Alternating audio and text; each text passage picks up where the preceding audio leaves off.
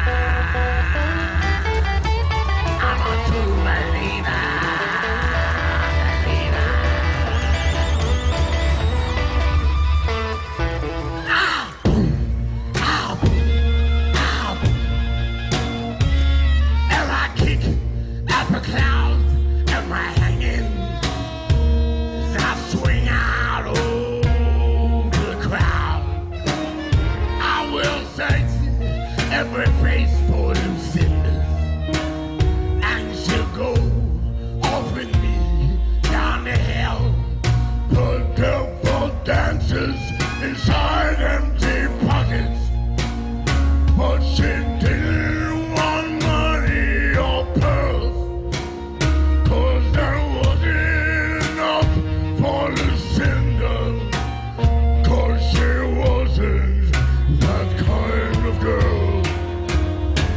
Well, they call me William the Pleaser.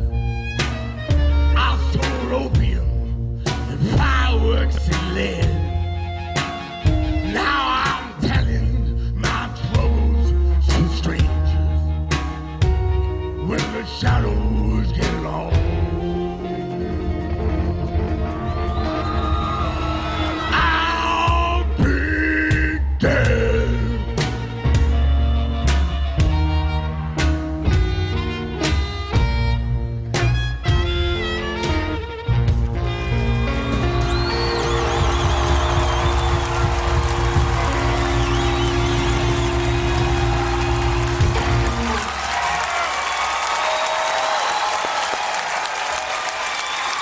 More with Tom Waits in a second. We'll be right back.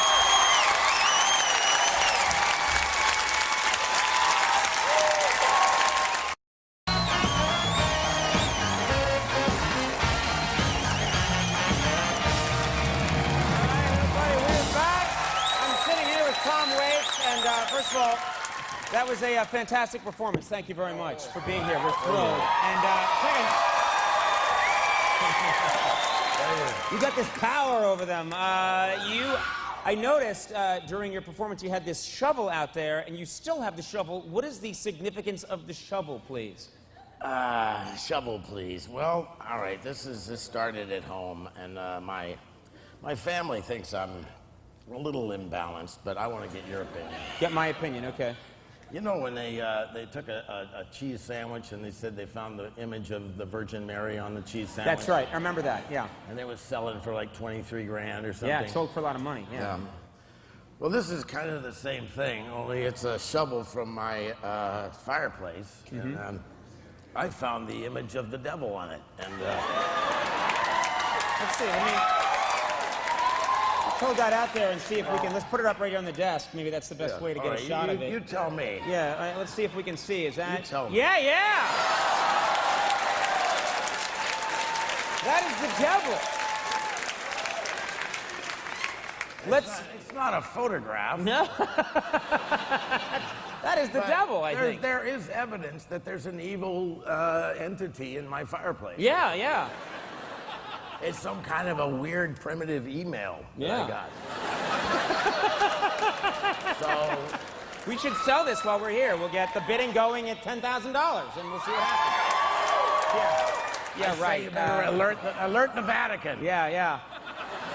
You know, I was talking with Snoop about words, and he loves making up words. You're fascinated with words. A word will come along, and it will catch your ear in a certain way, and you'll play with it for a while. Is that true? Well, I guess we all do. Yeah. I mean, because words are like music. They're music. Before you understand what they are, they already have some value to them. I know. I find if you put a pause in the wrong place, in a word or in a sentence, it completely changes the values in the sentence. You know, like I'll give you an example.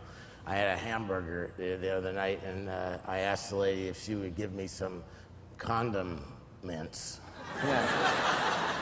It's true. See the difference? You like burped in between and you broke it up accidentally. Yeah. Condiments. It sounds like something you get at the Ritz. Yeah. And I did. Yeah. Do you you also love, as you mentioned, you love words. You love sounds, and you like sounds that you don't usually hear in music. You like to create sounds different ways. Okay. All right. Here's an example. I mean. All right, everybody likes the sound of, like, for example, somebody tossing a piano out of the window of like a 40-story building. Great sound. That's a great dramatic sound, yeah. Here's the one that kills me, is an orchestra tuning up. It sounds simple, but a lot of times I leave the theater after they're done tuning up. You don't stick around for the whole thing, you just go, yeah. It's a waste of my time. Yeah, right? I got what I came for. Sure, sure. But the thing is about instruments is that, like if you take and find the lid for a 50-gallon drum and you hit it with a mallet, you get a pleasing sound. I get a pleasing sound, I should say. The difference is that most things you find on the side of the road, if you introduce them into show business that way, it's like a lot of them won't work with you anymore. You're saying an inanimate object, its attitude about itself changes once you make it a musical instrument. Yeah, the lid starts feeling like a Chinese gong, and you know what I'm saying? So they get uppity. It starts to know that it's in the business. It wants 10%. It wants a. And never stops. You put strings on a dumpster once, didn't you, to get a sound out of it? And I'm saying that in an accusing way. I just realized, but. I did. You did. Yeah. I did put strings on a dumpster, and I did get a pleasing sound from it. And,